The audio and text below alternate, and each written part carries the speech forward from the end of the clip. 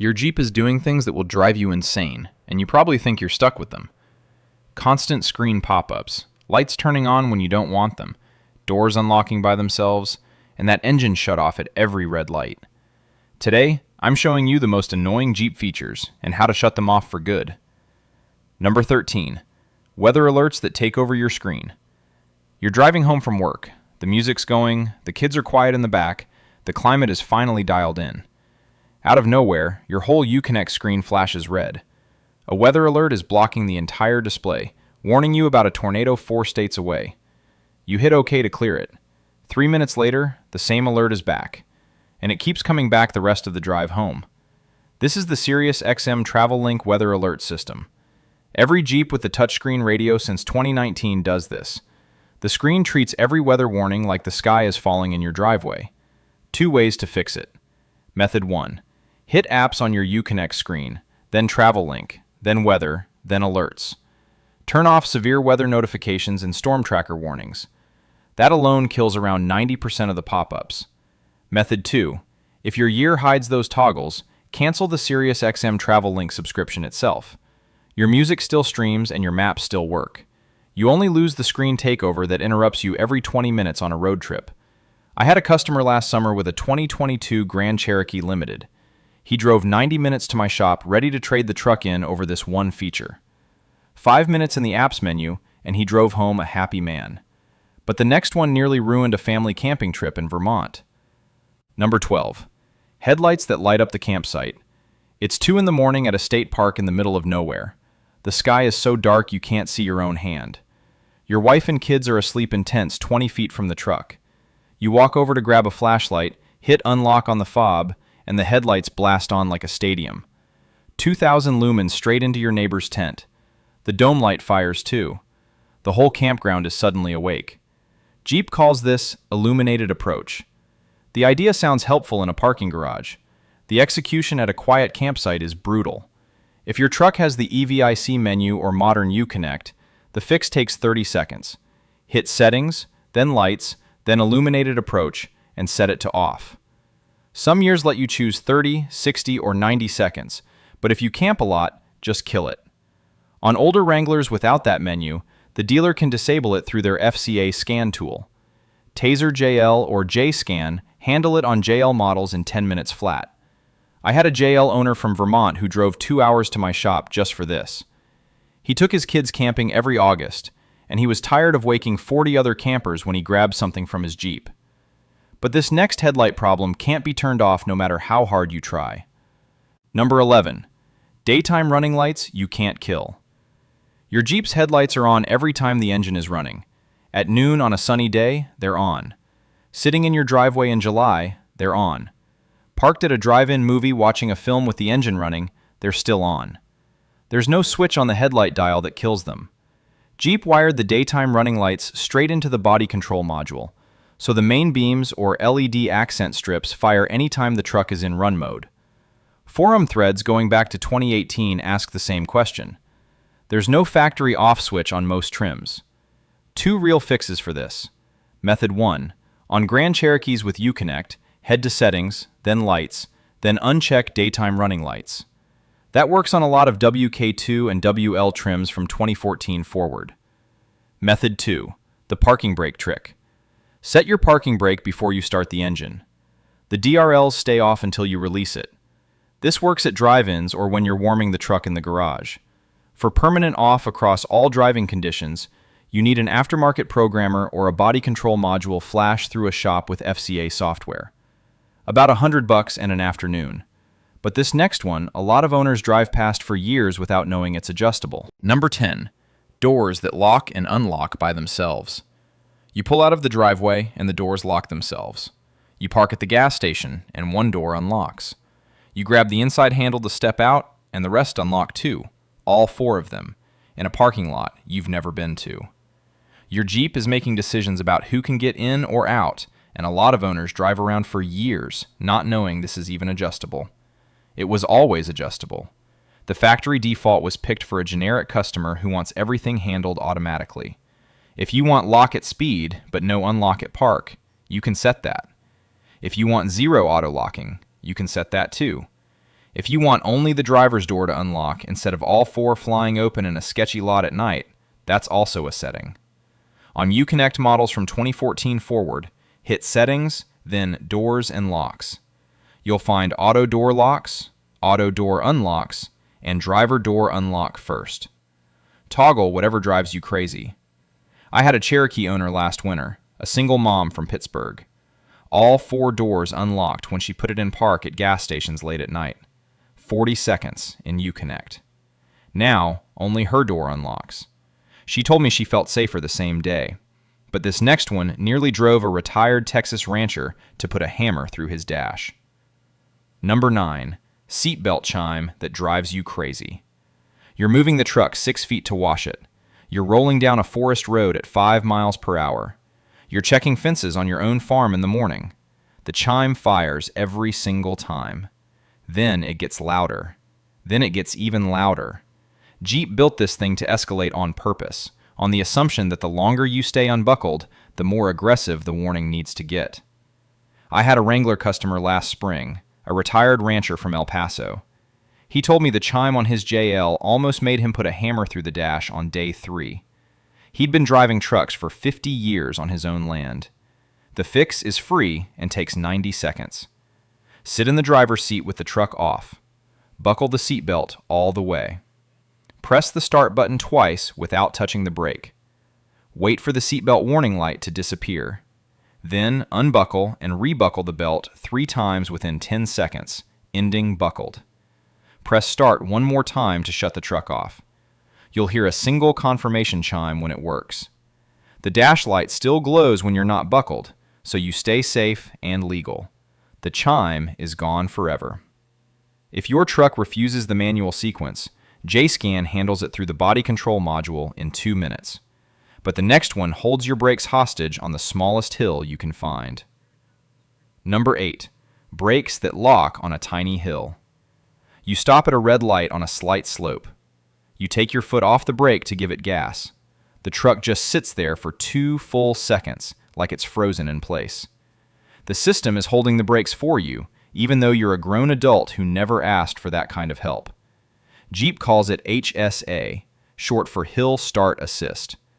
The computer reads the angle of the truck, and the angle doesn't have to be steep. A 2% grade is enough to trigger it. On a manual Wrangler, the brake holds long enough to make you think the transmission is broken. I've had 3 different customers tow me their trucks thinking they had a real problem. 2 ways to disable it. Method 1. On Wranglers from 2012 forward, the procedure is built into the truck.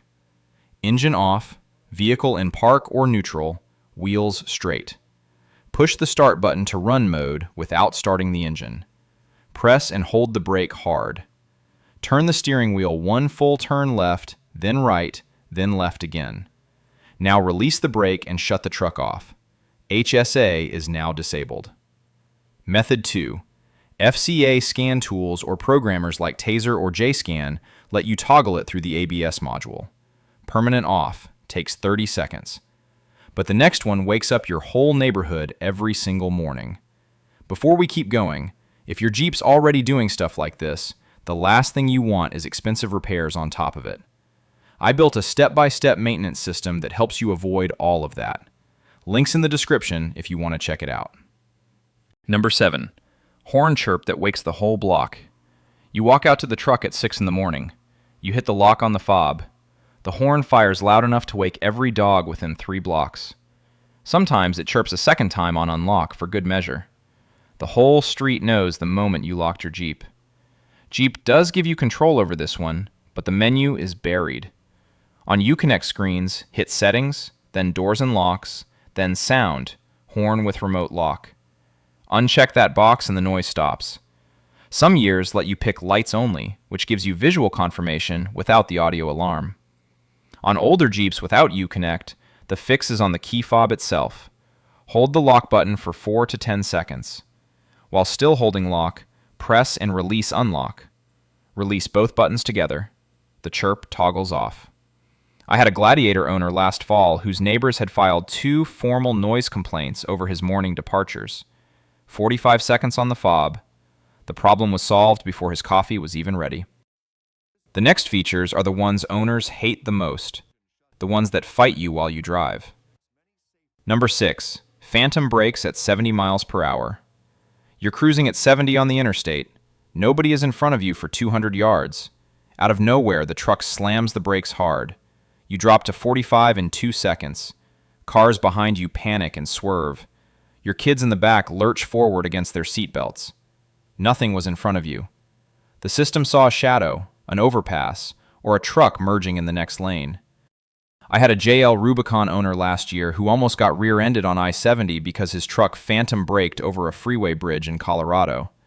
He came back the same day, livid. We turned the system off in 5 minutes flat. The system has real value when it works. At highway speed and heavy traffic, a properly tuned forward collision system can stop the truck faster than your foot ever could. The problem is false activations on Jeep platforms. Bridges, on-ramp angles, big trucks in the next lane, even painted lines on the road can all trigger phantom braking. 2 fixes for this. Method 1. Hit settings, then driver assist, then forward collision warning. Set the active braking to off, or set the warning sensitivity to far. The system still warns you with a beep, but the truck stops applying brakes by itself. Method 2. FCA scan tools or programmers let you adjust the radar threshold or kill active braking permanently through the ADAS module.